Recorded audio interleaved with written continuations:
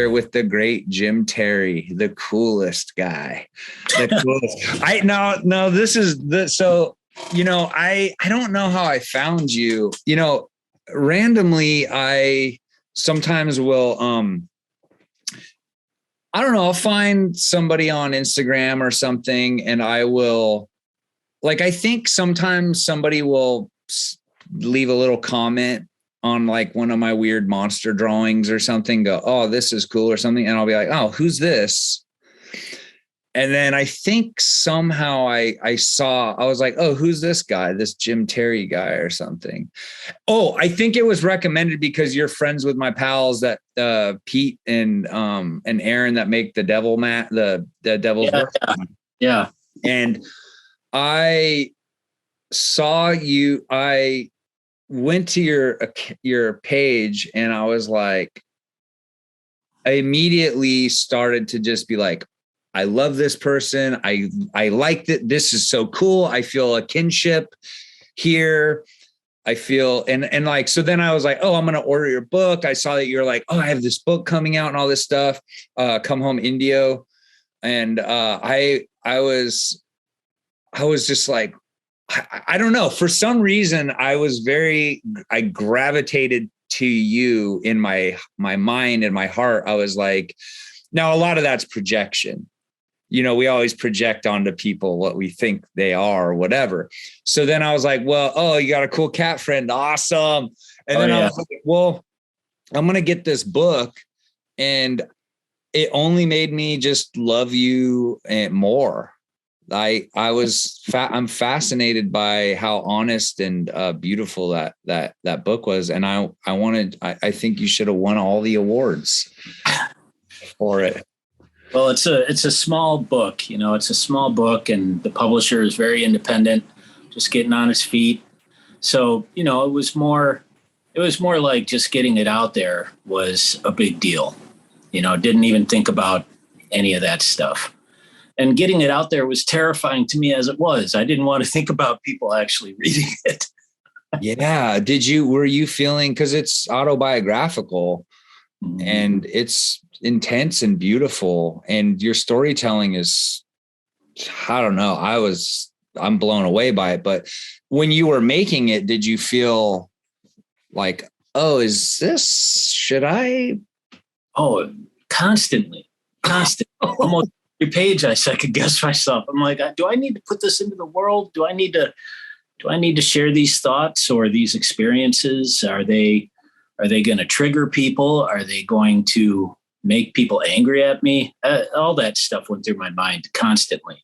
I would lose sleep over it, and, but when I was working on it, I started thinking, you know what, just do it for yourself and for your publisher.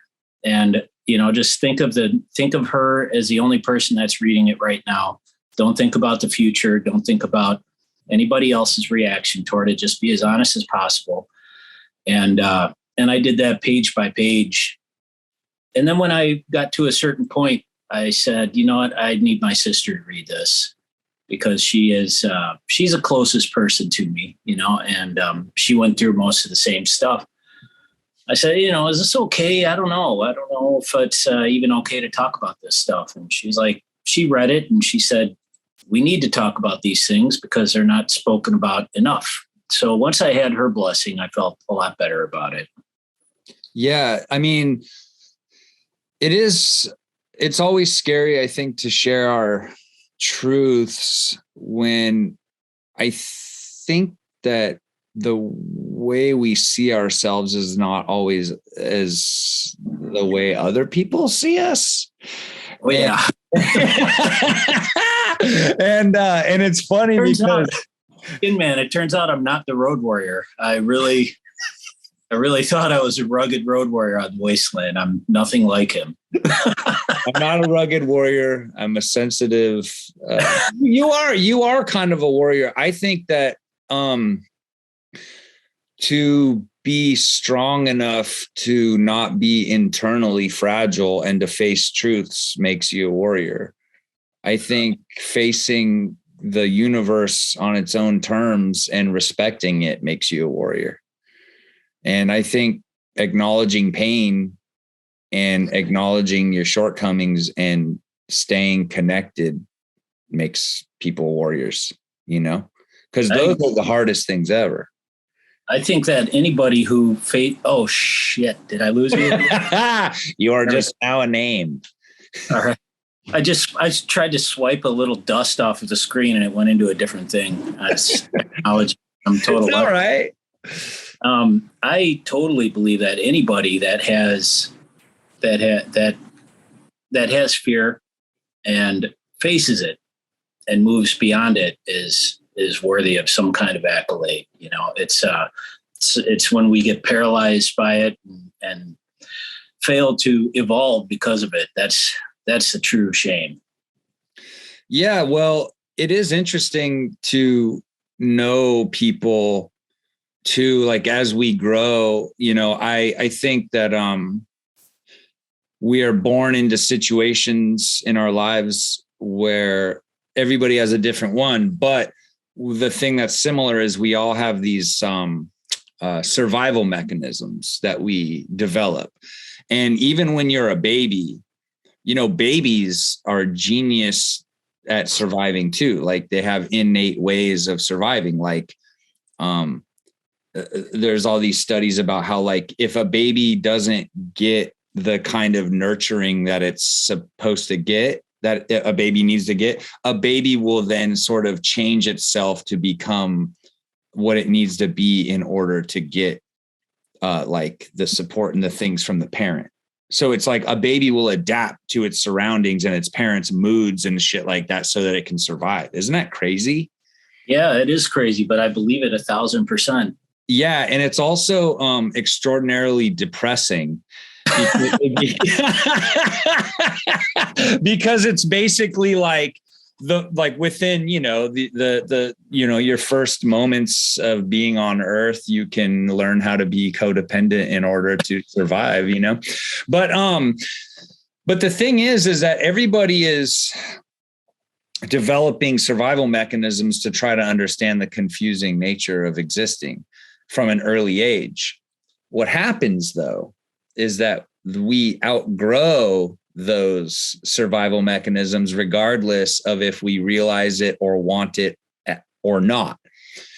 And as older, like people, not like 20s or 30s, but like I just turned 44. I'm like, I realize that what I've done, the discomfort that I've been in and all of my therapy and taking medication and acknowledging things and just trying to transform, you get this sort of survivor's guilt in a way, because I realized that my relationships have all changed because the things that kept me connected to some people was that we were both snails in our small shells. And then I was like, nah, this shell is too small. I got to go. And now it's sort of like, I don't really want to hang out or be around this. And I see people who are like not going into the things they need to do in order to change and grow and outgrow their survival mechanism. So I don't know. I think like when I was reading your book, I was really struck by how honest with yourself that you were. And that it was like profoundly beautiful. Even the writings in the back where you're like, I know there's some people who are going to read this and not be happy and all this stuff. But do you feel like you're being honest with yourself in that writing of that book brought you closer together with your sister? Like, did you guys have more conversations about your family and stuff, or? We had a few. I think that a lot of it was just opening up a lot of old wounds, and that stuff. Everybody deals with it differently, and like you said, the survival mechanisms, they're deep, and that is one of the things that because I had some rough times. And during that time, I developed some real unhealthy survival mechanisms that allowed me to deal with the way I was living. And then when I stopped living that way, all of a sudden I had all these bad habits, all these knee-jerk reactions. And it's been a lifelong effort to break free of those habits. And I have definitely been the snail who was left behind as well. Yeah. There's absolutely a period where my friends were getting married and getting good jobs and moving forward, and they stopped partying the way I was partying. And eventually I was on my own, and that's when you either succumb to that or find people at the same stop you're at, or you move forward. And sometimes it takes outside influences to move you forward a little bit. And I think that I've had a fair share of those as well, in many different shapes and forms. Yeah. Do you think that, sometimes though it's hard because when people are suffering from the experiences of growing up around, addict parents or alcoholic parents, or in situations where it's unpredictable, maybe there's violence. It's my whole youth, my growing up checked off all those boxes. And it's weird because there's no example of like what a cool thing could be.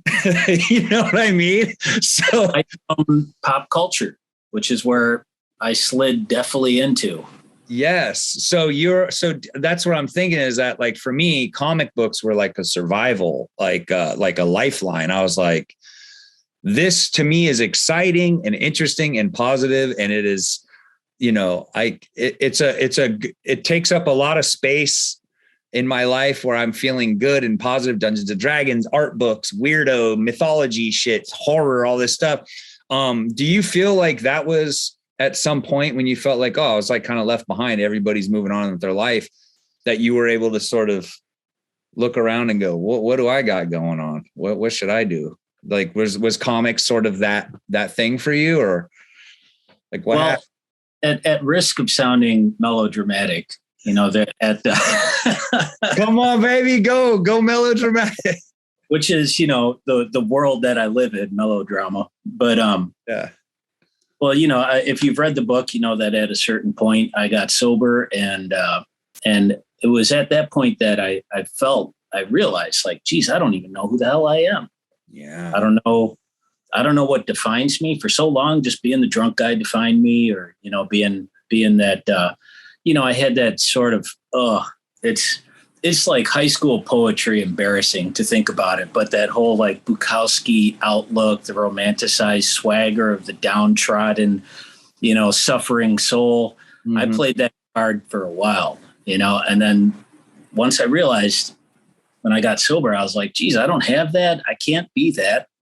It's not even attractive to me anymore. So who the hell am I?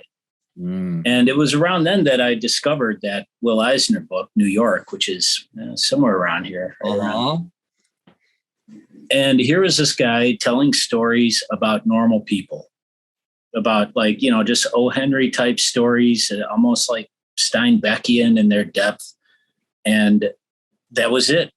There's no superheroes. It was just the daily heroism of getting up and doing what you had to do that day. And there is something so incredibly profound about that, and it moved me. And also, it's very melodramatic. It's he's a master of emotion.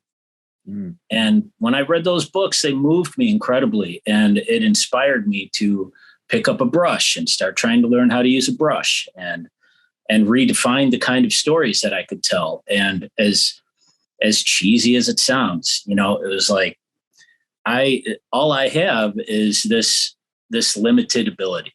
All I have is this ability to tell stories. That is really all I can offer. Mm. And so I'm going to dive headfirst in this thing as though it were a sacred pursuit. Wow. And I'm in a studio here in Chicago, and I'm with other comic artists, and, I take a little bit of heat for, using terms like, comics are a sacred endeavor, because it's hammy, but I truly believe it. I truly believe it because I have experienced it. I have experienced the power that a well-told story read at the exact right time can have a profound and even life-changing effect on somebody. So to me, it's not just throwaway trash. To me, it is like, this is powerful stuff. This is stuff that can truly change hearts and minds. And I don't know what else to say about that. That book rocked my world. And I don't know, come across anything quite like it since. Well, I think that the form of comics is, it's been unfairly characteristically like, looked down on, like for kids or whatever. But what happened was, it started out as this sort of, maybe goofy format in order to make cash and, back in the day. Yeah. But it quickly became this wildly unlimited, uninhibited form of expression, which is now just crazy impactful in storytelling. And, I think about the people I like, Charles Burns and, and to me, I'm like, I don't even really collect mainstream comics as much anymore. But when I think about not feeling alienated as a kind of strange, emotionally mutated, mashed up person who's trying my best and who kind of thinks the world around him is a little bit stupid or whatever. And, it's kind of disappointing. Like, comics to me saved me from feeling completely isolated and small and shitty when I was little. And now as an adult, they do the same. I feel like the storytelling, it can be as shallow and shitty or as vast and expansive as you want it to be. And I think that I wish I could be there with you when you say it's like a sacred art form and these people start roasting you, so that I could then roast them because they're not as invested. It's like, how can you be a comic book artist and not have the same feeling? It's like, are you conditioned to see this as less than? That's not good. That, they can't. It's like, dude, it's a sacred endeavor. I am not trying to throw my buddies under the bus here. I'm coming for them now. I'm coming. I know what you're saying. I know you were mostly basically explaining that you're like, well, you're a kind of like melodramatic guy or whatever. But I just think you have emotions. This guy's always taking himself so seriously over here. So I get a little roast, and that's how we do it. That's how we do things. That's how we keep it real. But they all take their jobs very seriously, Yeah. Well, I open up a comic book and smell it, and I go, oh, that's good. Smell the sacred. Smell the sacred, musty comic. No, but I mean, I'm obsessed with comics. I'm obsessed with comic creators. And I mean, it like really reading your autobiography made me feel closer and more connected to you in a way that I never would have, even though I'm like on the other side of the country. It's like, it is a way of communication. And communication is sacred, and words and stories are all delegates of feelings, and the feelings are what connect us all. So, I'm with you, man. I'm a melodramatic guy too. I like it. I think it's cool. Well, and there's something to be said about, maybe not the medium, like maybe saying comics is sacred. I mean, I truly believe that, but I think what is deeper than that is the act of storytelling is sacred. And comics just happens to be my medium, and so communicating those things, I can't tell you how many books I've read that have saved my ass, or music I've listened to that got me through times, or movies that I keep going back to because they take me to a specific feeling or place. It's that storytelling. It's that connecting and sharing an emotion, mostly for me at least, or ideas, whatever it might be. When you were growing up, did you ever read any like mythology stuff, like mythological Because I like the thing that I like about those older stories is there's always like they're kind of like fable style, or it's like addressing human characteristics like hubris or jealousy or pride or all the EC no-nos. Right, exactly. That was the irony about EC Comics, was when they were being attacked for, back then it was like, well, if you read the stories, you'd realize that basically they're all moral tales. They're all morality tales. Yeah, every one of them. Yeah. So you probably must have got some of those reprints when you were younger. Oh yeah. Yeah. And my mom was also a pop culture fiend, and she was the reason I ever saw Creepy or Eerie or The Savage Sword of Conan. She was buying those, and she'd leave them around the house. I'd pick them up and hide them, and because there's scantily clad women or monsters or the stuff that you don't see in a normal Spidey comic, Yeah. And the drawings were unreal. I couldn't believe I couldn't believe that it was real when I was reading it. I couldn't believe how good they were. I still can't. I have almost all the Savage Sword, the phone book ones. Those are so good. They're so good. Yeah, it's good too. Like for me, I'm terrible at coming up with panel composition. So, I always look back and go, oh yeah, how could I never think about this? Like why? Yeah. I love like body movements and stuff. So, well, when you're checking out EC, because, I know that you like Jack Davis. Oh yeah. But you have such a transcendent style like Jack Davis. I when I look at your drawings, I'm like, it just seems effortless to me. Yeah, like when I look at your stuff, I'm like, oh, he knows where everything is supposed to go, and like, but the shading, the values, everything that you do is I'm like, that's it. That's what that's supposed to look like. Well, thanks, man. What I love about Jack Davis is, I got these artist editions. Do you have those? Have you seen those? Yeah. The big giant books. I had the Wally Wood, the Will Eisner, and the Jack Davis. Those are like the ones that I had to get my hands on, and if you've seen the Wally Wood, it is just like a master class in every possible manipulation of medium and every tool you could use. He had Zipatone. He had what's that stuff where the more times you swipe it, the more dots you get. What is that called? Okay, but yeah, I don't even know if they have that stuff anymore. It doesn't exist anymore, but you see it where he's, doing clipping and pasting and all this stuff. And it's amazing. And it's also like, I will never be there. I will never get there, and I looked at the Will Eisner stuff, and you could see whiteout used sparingly for effect, but mostly just to correct the line quality here and there. The Jack Davis one, there's no whiteout. It's just pure energy. And the guy's arm might be 6 feet long, but it doesn't matter, and that's what was really exciting about him to me, was the raw energy that came across.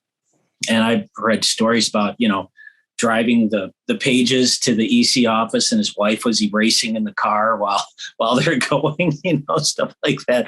And the dynamism that comes from that kind of urgency and confidence that he had, it's just, that's what I kind of shoot for. I don't know where I come near it or what.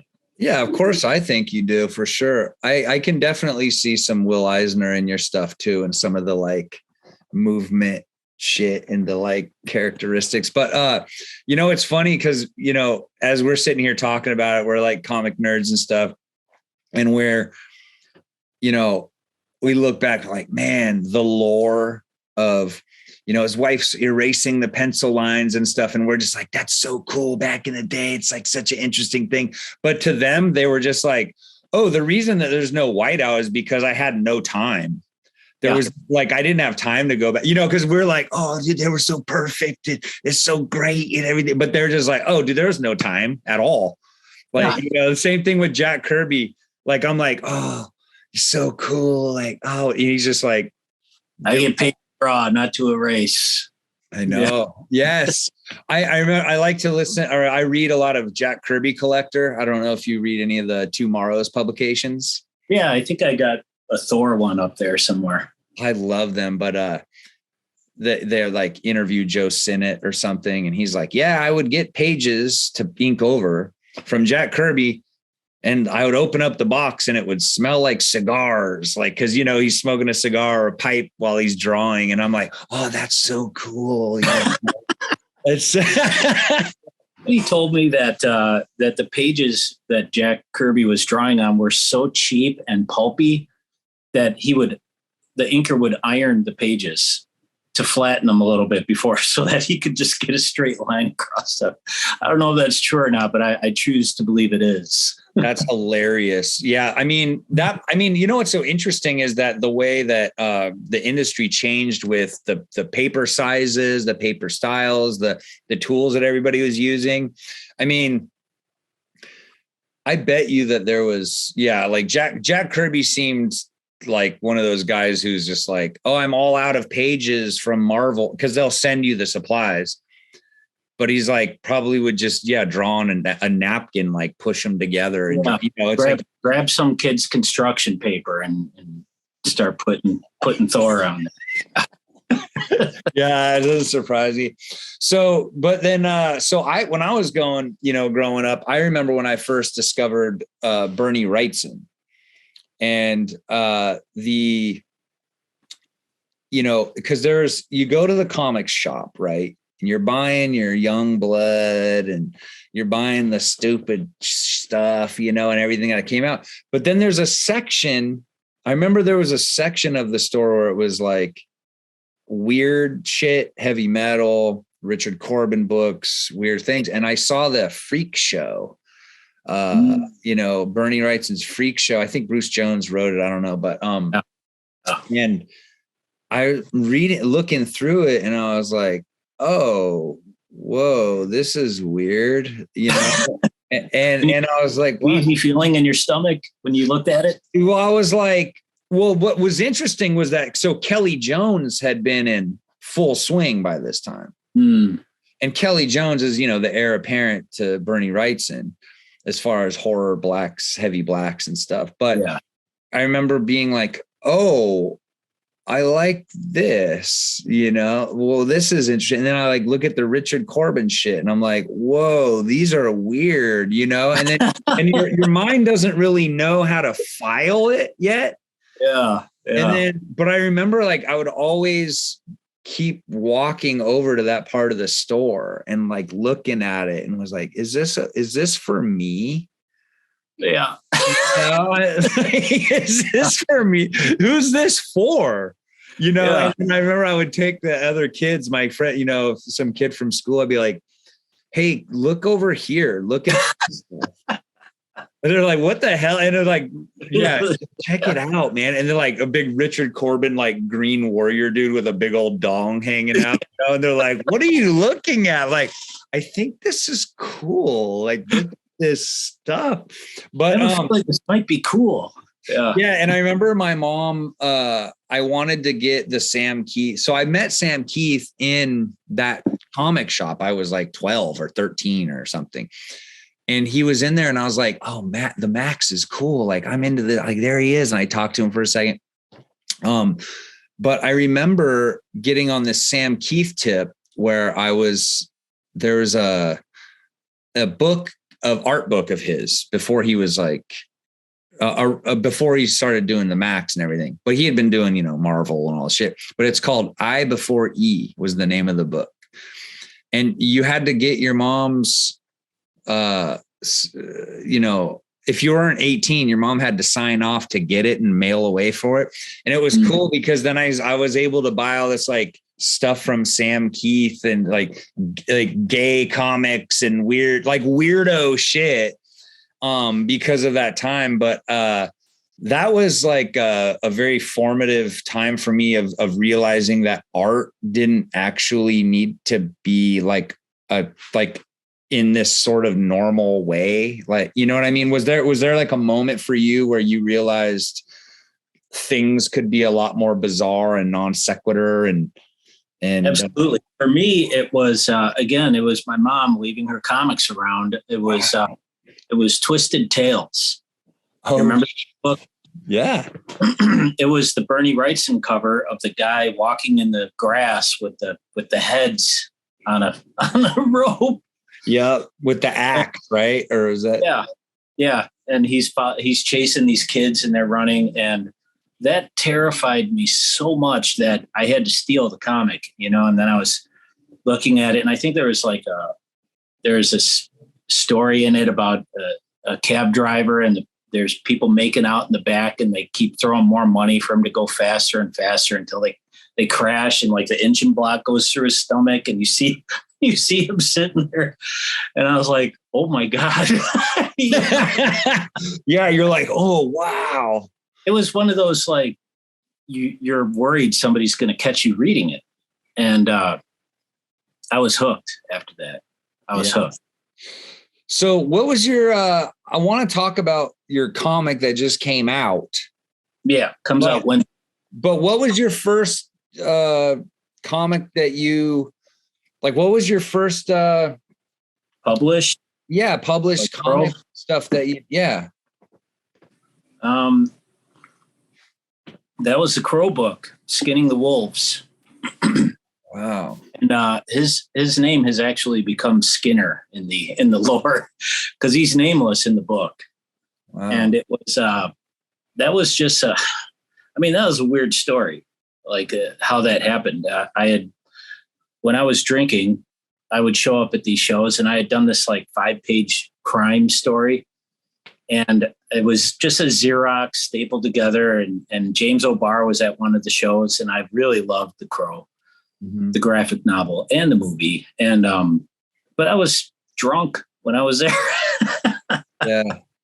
And I threw the pages out his desk and like skulked away, and I barely remembered having done that. And then like 4 years later, at this point I had gotten sober. I was like 2 years sober, and I get an email from O'Barr, and he says, "Hey, I read those pages. I think you have skill, but you need to work on some things." But in the meanwhile, I had discovered Will Eisner, and I had decided I'm gonna, put my big boy pants on and just work on comics, make my comics good.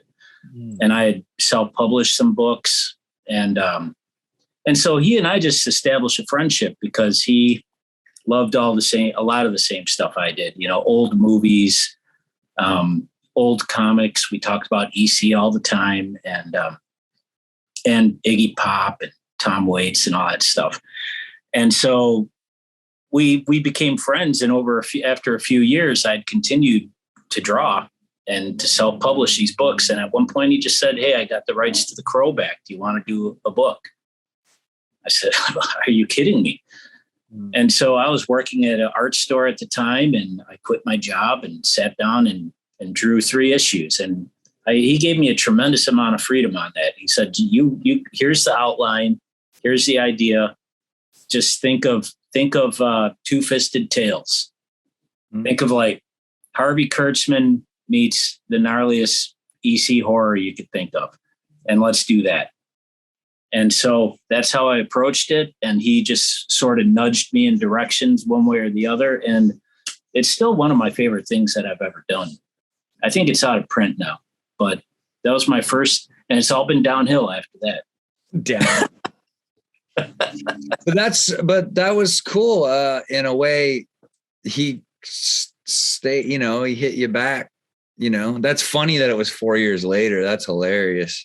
No, but it's one of those things, like if he had gotten back to me the next day, I wouldn't have been prepared. Yeah, it takes time. As a human being, I wouldn't have been prepared. Yeah. So this one that you're working on now, what's the name of it? It's called West of Sundown. Okay, West of Sundown. Yeah, it's written by Tim Seeley, who's an old pal of mine, and Aaron Campbell. It's his first writing gig, and he's bringing tons of bonkers ideas to it. And it was pitched to me by Tim as Hammer horror meets Sergio Leone. Whoa. So I, of course, is like, I don't even care. Just yes, That's amazing because Tim Seeley's a Chicago guy too. Yeah. You guys have a good comic scene out there.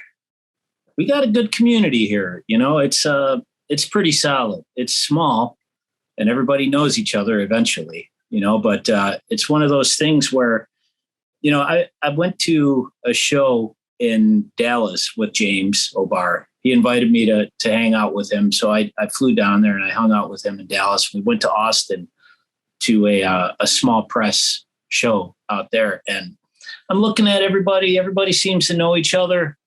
Everybody's hanging out. And I'm like, man, I wish I had a community like this in Chicago. And he's like, you probably do. You just got to go find it. And I was like, so I did.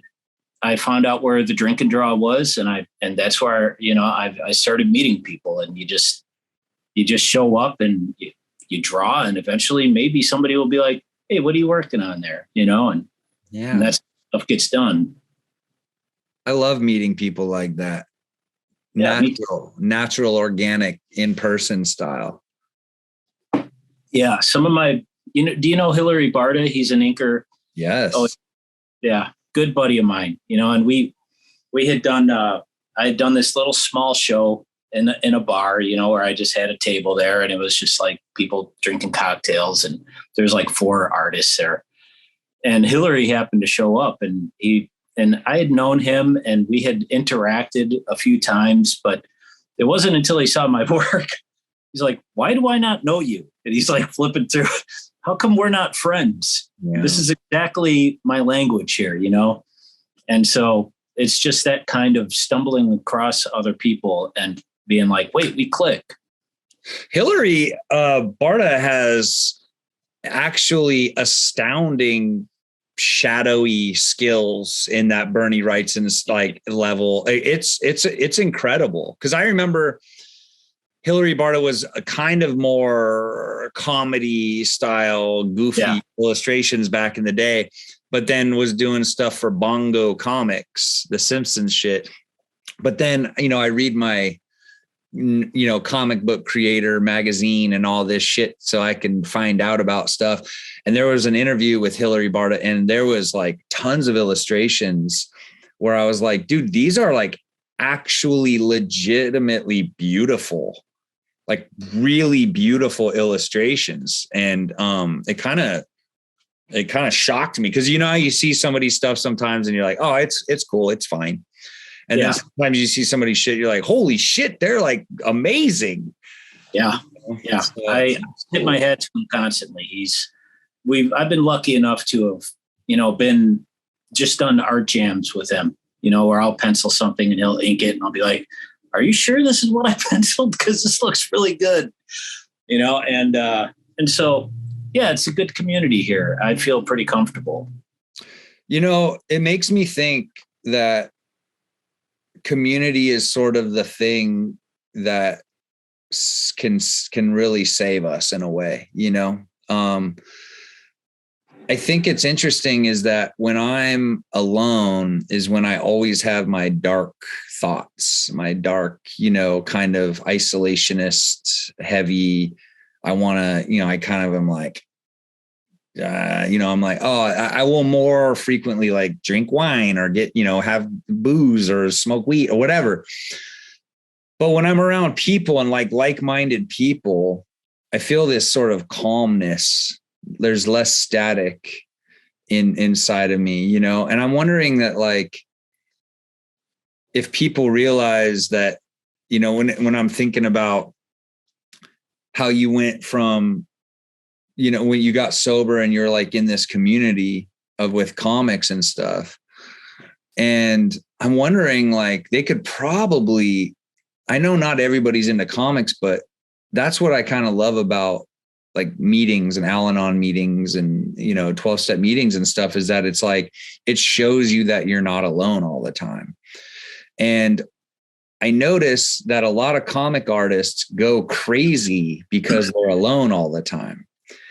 And there's just like, pick any, it's very rare that they're like a mentally balanced, chill person. But when they are, the thing that I notice is that they have like a good, healthy connection to people around them. Like Wally Wood is an example of that. It's like the most tragic, story ever.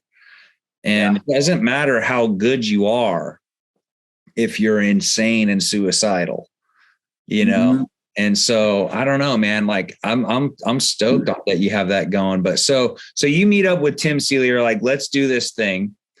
I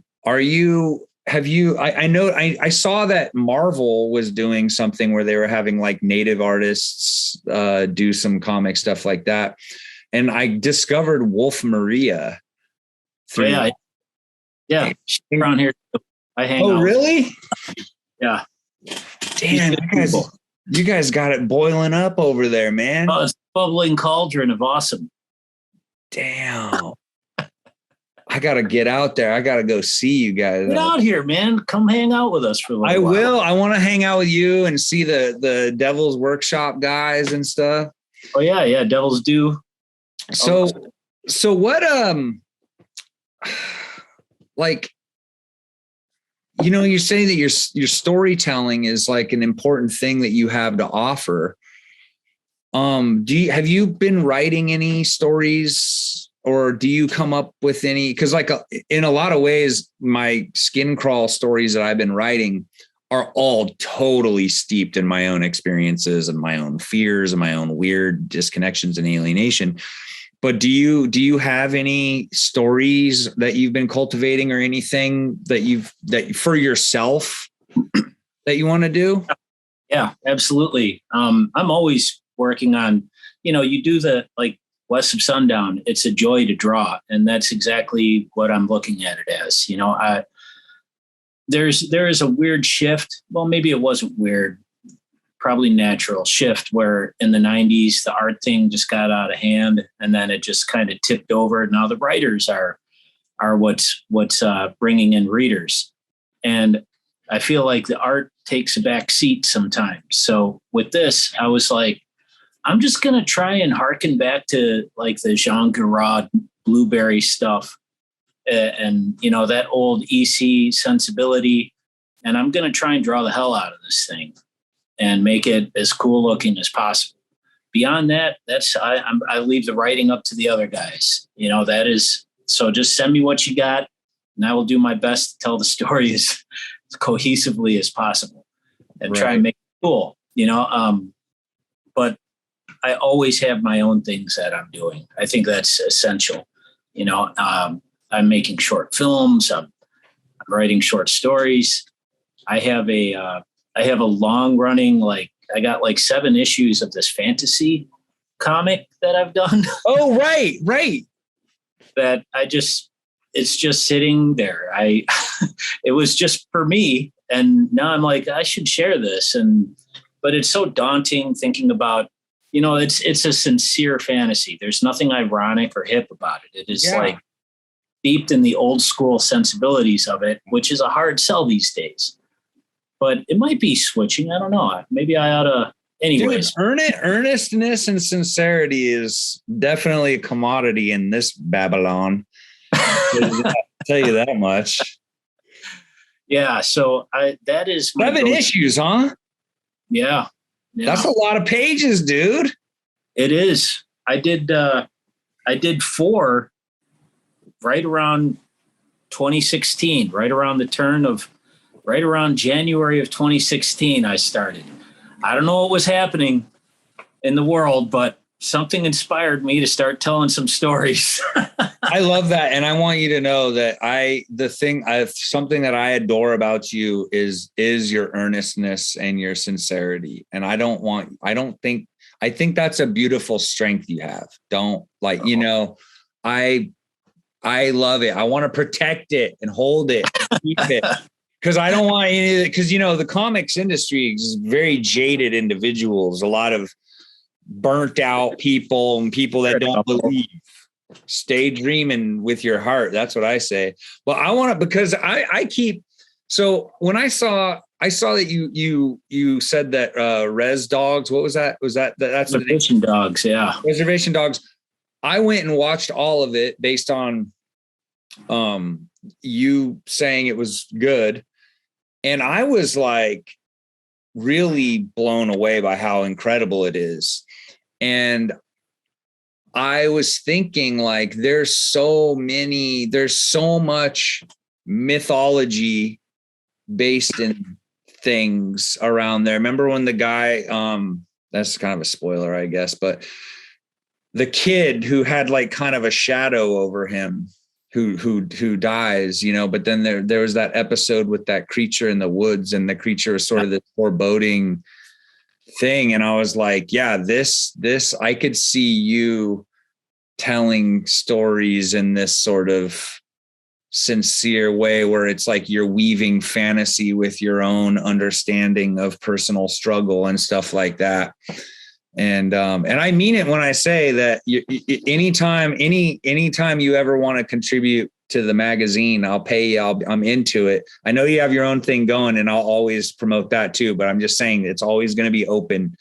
And like I said, man, count me in anytime. All right. I got to get a good story going, but I'm kind of honestly waiting for you to write the story. I kind of want you to have, like, because I feel like that's as strong, like you're as strong of a storytelling person, like a feeling emotive person as you are an illustrator. So it's like the total package. But okay. I'm on it, man. But do you think that you know, with your fantasy story, would you try to get a publisher, or would you try to do it self kickstarted? Or, well, you know, the first 2 issues, it was like a 50-page story that I did. Mm-hmm. And the art is not where I would love it to be, but it's also exactly where it needed to be at the time. Yes. So, you know, so I'm leaving it, and I'm just letting the story unfold. So it would be wildly inconsistent if I gave it to a publisher and said, hey, do you want to do this on a monthly basis? It would have to be a self-contained book, you know, because there is a great leap from the art in one to the next, you know, because I just learned a lot more in between. Yeah, but I love that. That's cool. I do too. Did you ever read those Marvel Essentials, the phone books?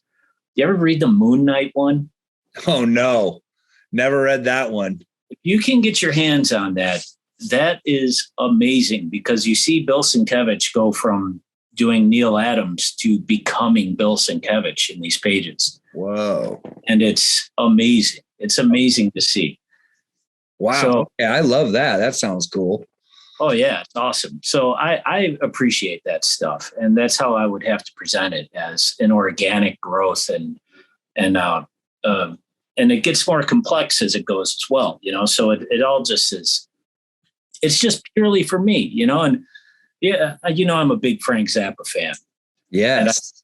I love this interview where he did his symphonic album, and you know, the guy, I think it was Letterman, was like, is anybody going to listen to this? And he's like, I wanted to hear it. I wrote the music. I paid the orchestra because I wanted to hear this music. That's the only reason. I wanted to hear it. Yeah. And if you want to hear it too, it's available.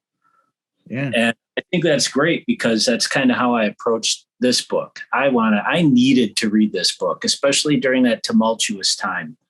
I needed to create something where people were facing their fears. And that's exactly what they did. And they faced their fears better than I could have. And that was inspiring to me. It's weird to write something and the characters are inspiring to you, even though they're coming out of your head. Yeah. It's like, this is good. I wish I was good like this. Yeah, it's interesting in a way, because you're telling the mythology of yourself, but it's just like, you're not sure. It's like, like it's a unpredictable way of getting to know yourself and how you exist is by writing out a character that comes from you and being like, yeah, I wish I was more like this. And it's like, well, you actually are like that. You can be this, you could be anything, but you have a narrative that tells you that you're not that. And it's only as powerful as you believe it, you know? So, yeah, absolutely. So I took great joy in telling that story, and it moved me as I was writing it, because it's weird. You know how it is. It's like all of a sudden these people become their own people. Yeah. And you're sort of telling the story. You're just sort of, well, this is what they would do. I mean, I wouldn't do that, but this is what they do because they're better than me, you know? Yeah. Yeah. And I know it's really interesting. Like storytelling, I didn't really understand how amazing of an exercise it was until I started doing it. And then you pay attention to how other people write and you go, oh, they have, like, this is a fully realized person that they're writing. And you go, and then you just start asking yourself simple questions like, you know, the guy goes into the store and robs it. You go, okay, now why did he go into the store? Where did he get the gun? What was his life like growing up? What's he trying to do? Did somebody leave him? Who's his family? Like all this shit, right? And then all of a sudden you're like, damn, dude, I'm actually writing a story about a person that's believable and it's fascinating and all this stuff. And I think that you can definitely discover a lot about yourself, because then all of a sudden you'll be asking yourself, like, wait, why am I doing this stuff? Why am I doing anything? You know, what's my intention? What's my goal? You know? And you can kind of become the character you want to be in your story, I guess. Well, and that makes me think of two things. One of them is that is where the sacredness in storytelling comes, because you are forcing yourself to become more empathic, because you're trying to understand where this person comes from. And if you do a good enough job of that, you're asking your reader to consider the same thing. And what is most lacking these days is empathy. Mm-hmm. And so that is, to me, a sacred endeavor. The other thing, it makes me think of when I first started following you on Instagram, and I was impressed with your line work, and I love monsters and all the creepy stuff you're doing. But when you started working on the comic, you were constantly talking about how hard it was.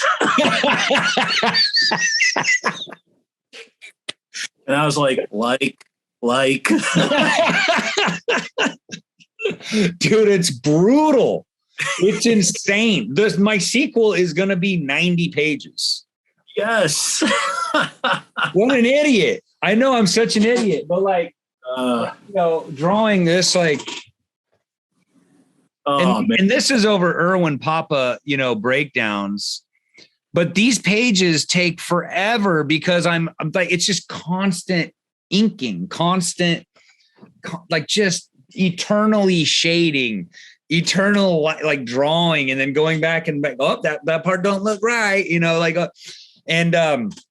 I think that's why I feel like when I look at your illustrations, I'm just blown away. It looks like you're in your element. It's just like there's the brush work. It's perfect, Well, there's a bit of that exactly what you were talking about before, where it was like I just didn't have the time. I didn't have the time for perfection. I did that entire book in like 4 months.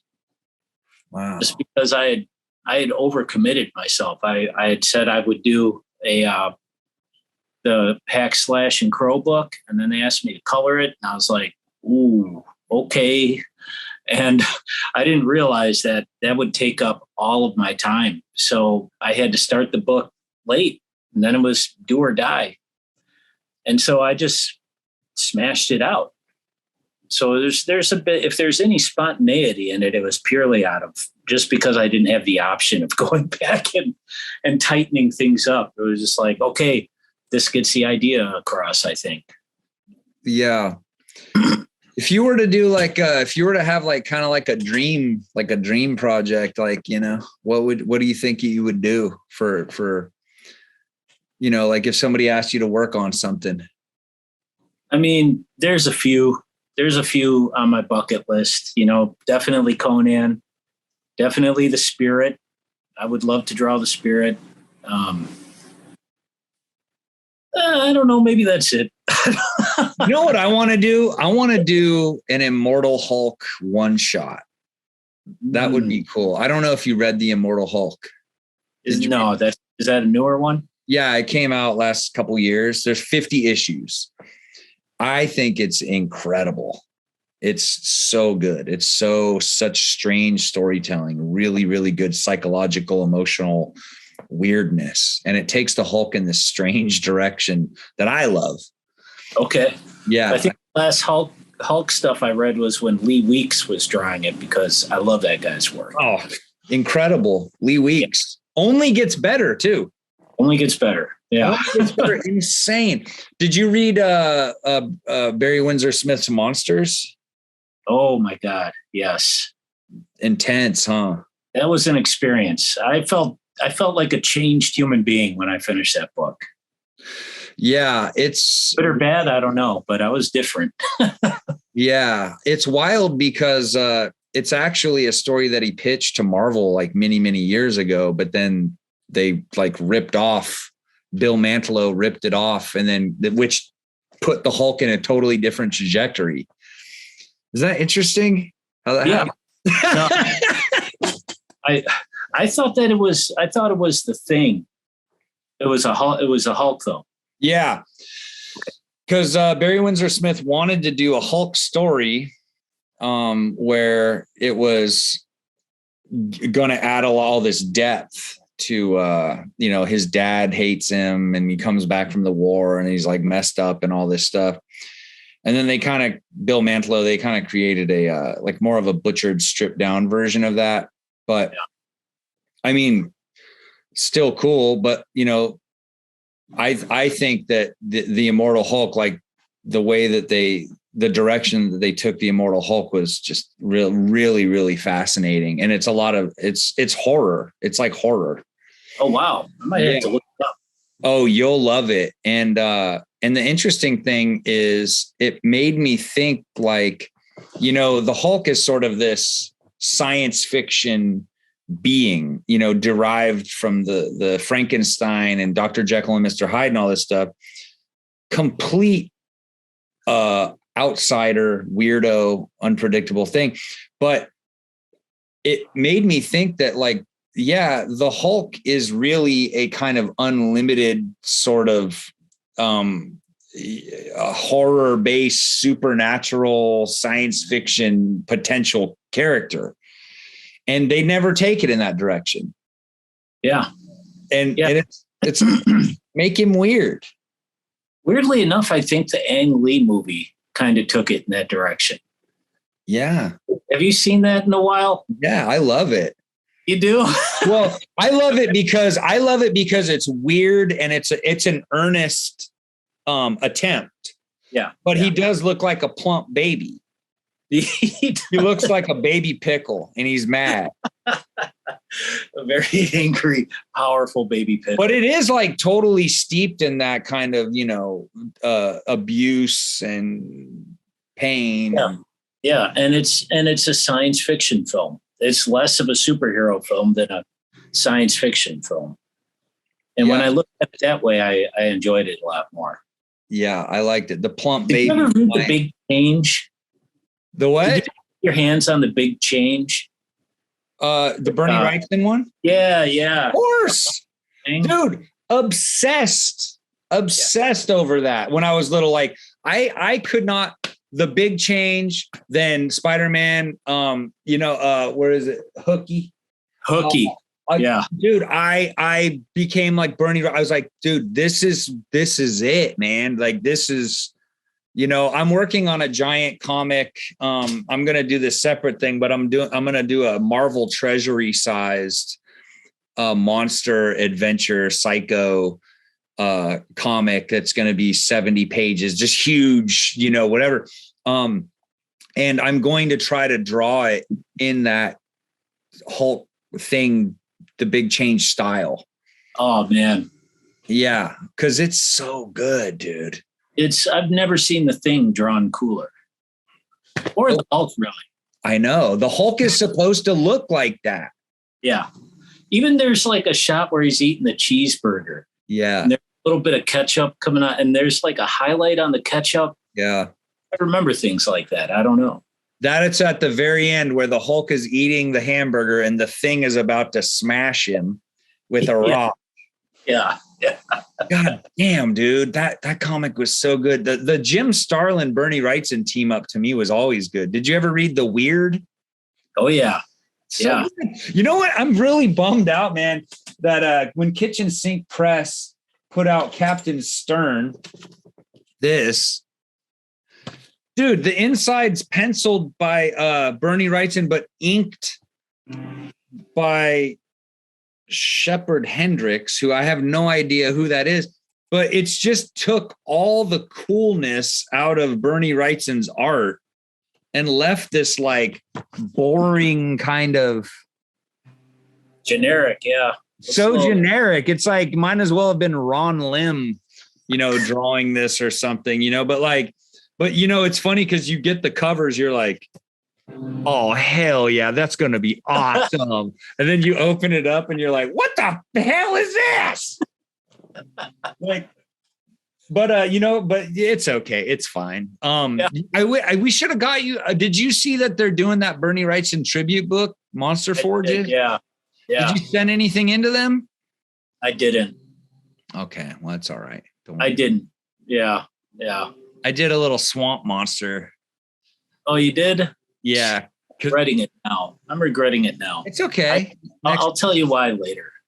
Okay. Well, it's probably because in these companies, there's always like shady ass people inside these companies or something. That's a funny thing because I'm so removed from everything. And I go, oh, I think I'm going to do something for this company. And then somebody be like, dude, the guys there are bad or whatever, like, no. And then because I always have solidarity with artists. Yeah. So, I always want to have a united front. Like, no, it's us against them. It's not, Well, I'll just tell you, when I decided I wasn't going to do it, it was before I found out that the proceeds were going to his family. Right. Had I known that, I would have been fully on board. Yep. And then it was like a little too late.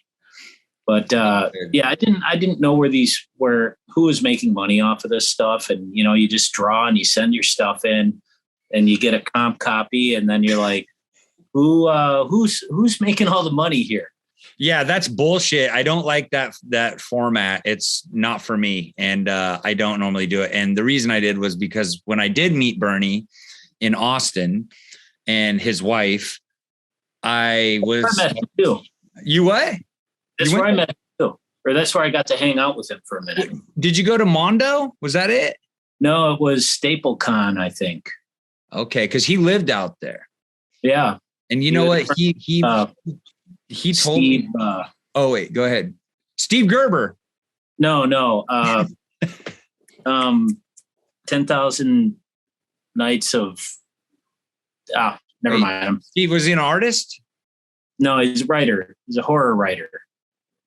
Why am I blanking on his name? Steve Niles? No. There you go. Is that it? You go. Yeah. So when I was out there, because I got asked by this fancy hot dog, my friend's got this sausage company out there, and he's like, hey, I want you to come out here and paint a mural or something, on the side of whatever. And then and Bernie, I was talking to Bernie and he was just so sweet. And I was blown away. I was just talking to this guy. I could not believe it. And and the biggest regret, and one of the biggest regrets in my entire life, is that he said, do you live around here? And I said, no, I live in California, but I'm going to come back and paint a mural. And he said, well, could you get in touch with me? Because I would love to just come and sit and hang out under an umbrella and watch and just hang out. Yeah. And the mural thing, I never pushed it. And you never think like, oh, this guy's going to be gone, you know, whatever. Oh. And then he passed away. And I just thought to myself, what a missed opportunity for me to experience this person, this beautiful, beautiful, magical being. And I messed that up. And so it's a lesson for me that I should take advantage of stuff when it comes along, you know? Well, if you learn something from it, it's not blown. That's true. That's true. But could you imagine just painting a mural and you look back and Bernie Wrightson's in a chair, like watching you going like, that looks cool. Flop sweat the whole time. I'd just be blinking flop sweat. Yeah, I know. It would have been a turn around. You're like, I know it's not that great. It's not that great. I know it could be better, friend, but it's no loggerhead. I'll tell you that. Yeah. God, I wish I had a print of that. Yeah. I got some prints, you know, some pretty cool prints from Nakatomi Press. Oh, is that the Cycle of the Werewolf stuff? No, I got a Swamp Thing one. Because you know the trading cards, the Bernie Wrightson trading cards. So I think they had some scans of those and blew them up.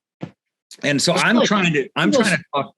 They're insane. Marker, right? It was like inking over. I talked to him.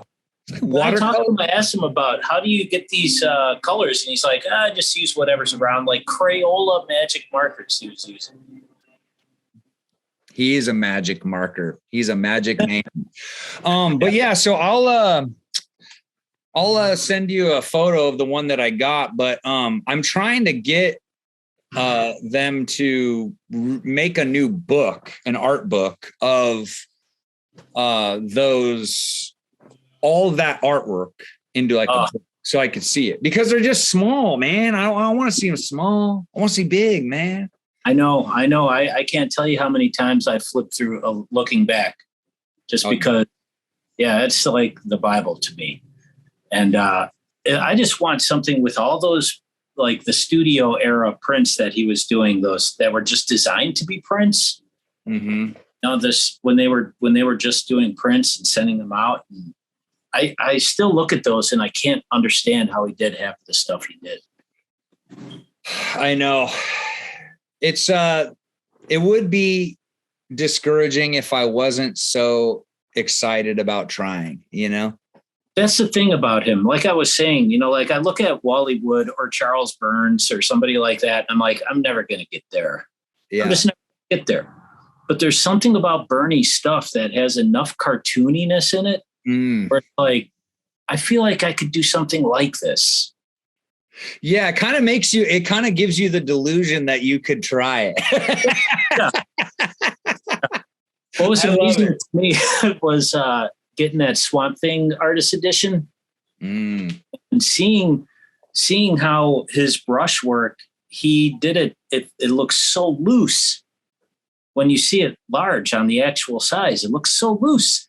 And then when it shrinks down, it's so precise and beautiful. Mm-hmm. I don't have that. You know, I'm just like, I'm going to do it exactly how I want it to look. And then it shrinks down. It's like mud, you know? I guess it's hard to plan ahead. Yeah. But somehow he knew. Yeah. Those are the things that baffle me. Those guys that just have that innate sense of what it's going to look like. Yeah. Or people who understand the printing process. Like I colored that Hex/Crow book. I made it all dark and moody. And they're like, you got to brighten everything here because when it prints darker. I didn't know that. Right. So I had to go in and brighten it and then send it off and then the digital comics came out and everybody's like, what's with this candy colored comic? Everything's so bright. It doesn't feel like the Crow. And I'm like, oh God, I can't win. You know, yeah. It's brutal. It's brutal to navigate all the uncertainty. That's for sure. Yeah. Yeah. Jesus. But it's also fun. It's a lot of fun, isn't it? It is. Oh, cool, man. Well, I mean, you got anything else? I mean, we've been talking for an hour. This is usually as long as I punish people for. Okay. I don't know.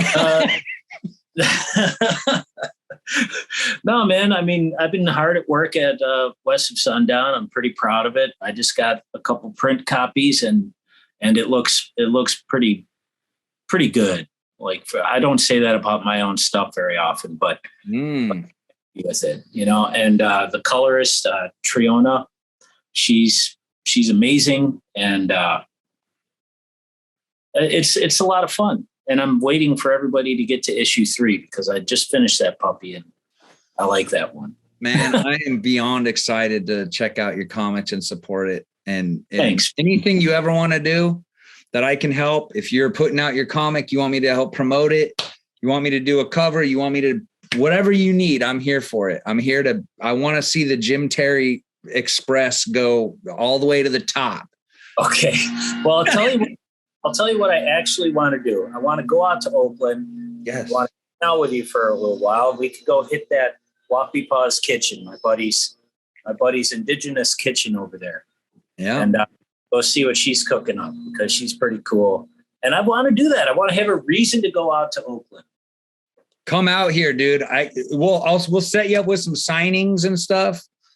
We'll get it going, dude. It'll be awesome.